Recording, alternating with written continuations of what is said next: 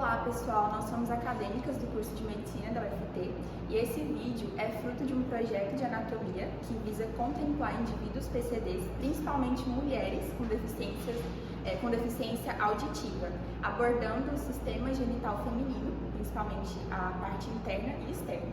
Na parte interna, aqui a gente encontra os ovários, as tubas uterinas, o útero e a vagina. Na parte externa, a gente encontra os lábios menores e maiores, a gente encontra também o clitóris, o bulbo do vestíbulo, as glândulas vestibulares e o vestíbulo da vagina.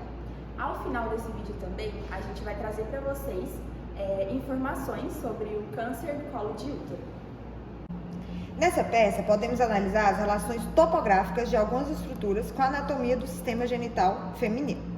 Representada mais anteriormente, localiza-se a sínfise púbica e logo atrás a bexiga urinária, sendo que entre essas duas estruturas possuem espaço sem a presença de peritônio.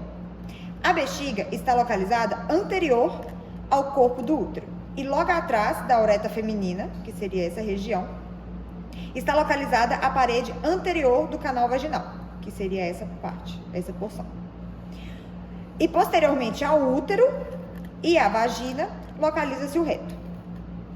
O revestimento superior dessas estruturas é o peritônio, que reveste essas estruturas, exceto sobre a bexiga urinária. O fundo do útero está voltado anteriormente, que seria essa parte, e o colo do útero está localizado posteriormente, que seria essa parte. Essa região chama-se cavidade uterina.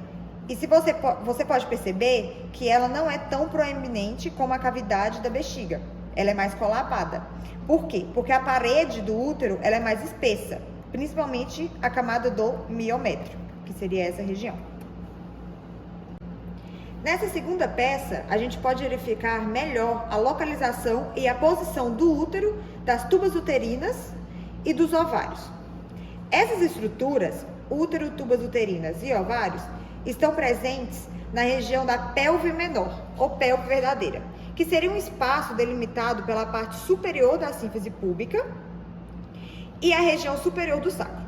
Vale lembrar que a relação topográfica dos ovários com as partes do intestino, como o colo sigmoide e o seco, visto que os ovários estão localizados posterolateralmente dentro da pelve. Então, pessoal, agora a gente vai falar mais especificamente sobre o útero. O útero é um órgão que se divide anatomicamente em corpo e colo.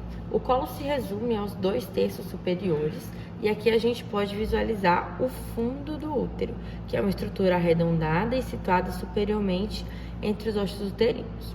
Aqui a gente pode ver as paredes uterinas, que é dividida em perimétrio, miométrio e endométrio. O perimétrio ele é um revestimento seroso externo, que é uma camada do peritônio sustentada por uma fina lâmina de tecido conjuntivo. Aqui a gente tem o miométrio, que é uma camada média de músculo liso, sendo a camada mais espessa responsável pelas contrações durante o parto. Está dividido em estratos supravascular, vascular e subvascular.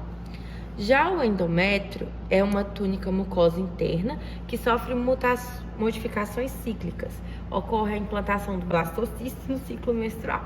Nessa peça, também podemos localizar as partes da tuba uterina, sendo ela o infundíbulo, como a região mais distal da tuba uterina, apresentando as fímbrias, as quais possuem comunicação indireta com o ovário. Aqui a gente tem a ampola, o istmo e a parte intramural, o qual se comunica com a cavidade uterina. Sobre a vagina, esse é um canal formado pela parede posterior e anterior. A parede anterior possui relação topográfica com a uretra e bexiga urinária, realizando a sustentação dessa estrutura.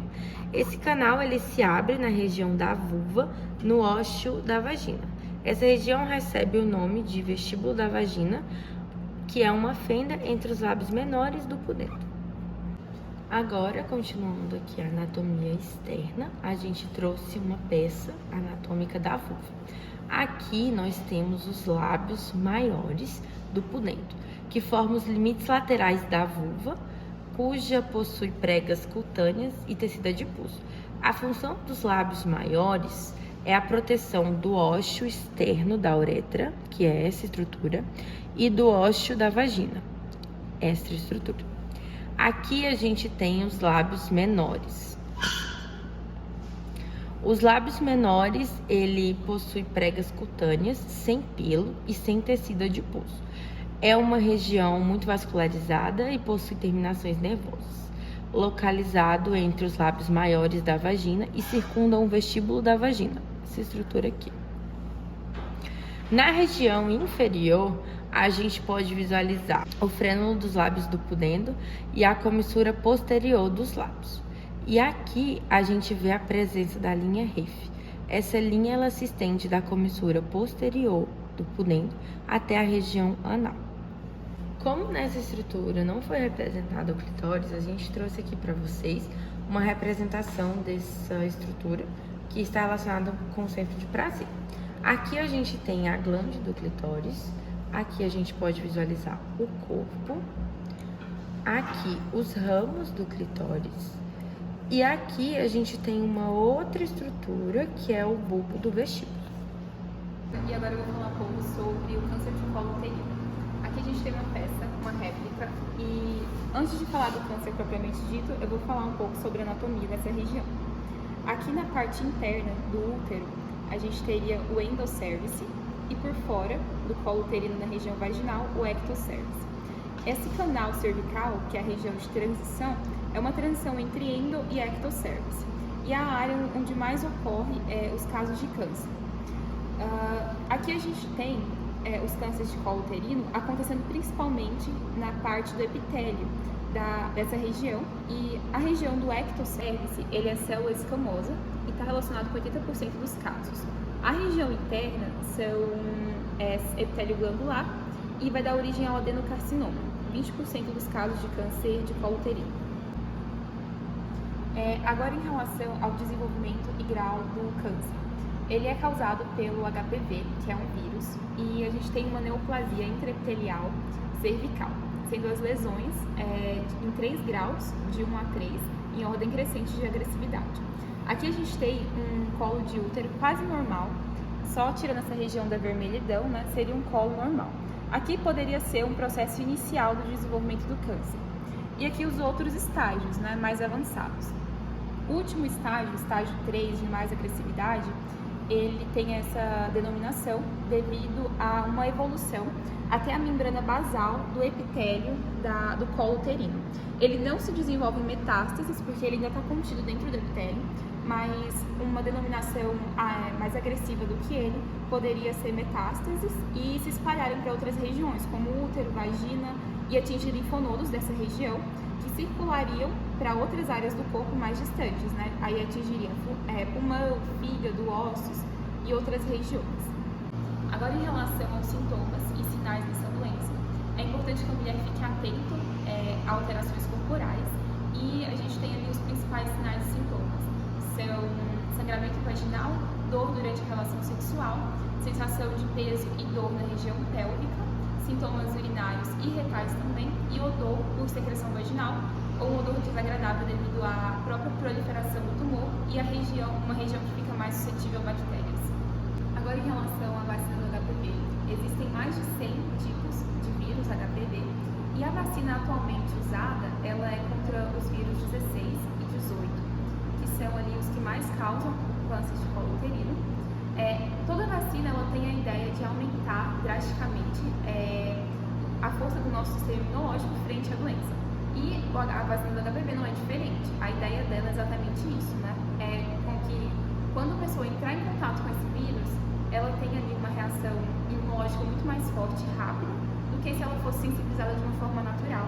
E assim vai impedir, então, a manifestação dos sintomas da doença. Então, agora que vocês já sabem sobre o câncer de colo de útero, eu vim falar um pouquinho sobre a prevenção. O exame preventivo que é realizado, ele é conhecido como Papa Nicolau. É um exame citopatológico para ver se tem alguma alteração ou alguma coisa a se preocupar nas células do colo do útero. E aí vai ser analisado o ectocervice e também o endocervice, a parte de dentro, né, do colo do útero. Segundo o Ministério da Saúde, o exame Papa Nicolau Nicolau deve ser feito a partir dos 25 anos para mulheres que já são sexualmente ativas e deve ser feito 2 anos seguidos e depois, se não tiver nenhuma alteração, fazer de 3 em 3 anos. Só que a maioria dos ginecologistas e também a Cibrasgo, eles orientam a fazer todo ano, mesmo que não tenha nenhuma alteração, porque um período de 3 anos é muito longo e pode acontecer alguma coisa, né, nesse período. Então é interessante fazer todo ano. E também, se você já é sexualmente ativa, mesmo que você tenha, digamos assim, 15 anos, já é interessante realizar também, porque você já foi exposta, né, e pode ter, vai que tem alguma alteração, né, não é interessante você ficar esperando até 25 anos para começar a fazer o exame. Eu vou mostrar aqui os materiais que são usados para fazer o exame Papa Nicolau. Tem essa escovinha de endocervice, que vai ser inserida no endocervice para pegar a amostra. Essa espátula de air, ou de aire, que ela vai ser passada ao longo do ectocervice, a parte externa do colo do útero. O espéculo, que vai ser introduzido, né, para que a gente possa observar o colo do útero. Esse aqui é a lâmina, que vai ser colocado as amostras citopatológicas, né, e depois vai ser enviado para análise. Isso daqui é um spray de fixação que a gente vai bater na lâmina. Para começar o exame, a mulher vai se deitar na maca, em posição ginecológica. E a gente vem com o espéculo. Normalmente, alguns já vêm lubrificados, mas algumas enfermeiras ou ginecologistas gostam de utilizar os lubrificantes à base de água, né? Porque eles não vão influenciar no resultado do exame. E aí você pede licença, né? E abre um pouquinho os lábios menores. Insere dessa forma. E aí gira. E aí você começa a abrir o espéculo. Aí você vai olhar aqui, normalmente tem uma lâmpadazinha, bem assim, se você tá sentada na frente, pra te ajudar a achar o colo. E aí quando você achar, pode mostrar. Isso é o colo. Normalmente ele é mais fechadinho. Aí você fica sempre segurando o espéculo. E aí você já deixa preparada a lâmina. Aqui no caso deve ter as iniciais da paciente, também a data do teste, na parte fosca. E aí você pega a espátula e passa ao redor do ectocervice, girando em 360 graus. E aí você vai vir aqui na lâmina e vai passar ele assim.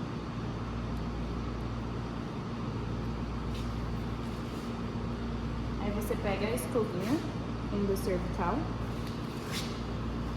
e coloca no orifício do endocervice e gira 360 graus também. Retira. E aí você vai passar ela aqui dessa forma, girando para fora. O outro foi para baixo, essa escovinha girando para fora.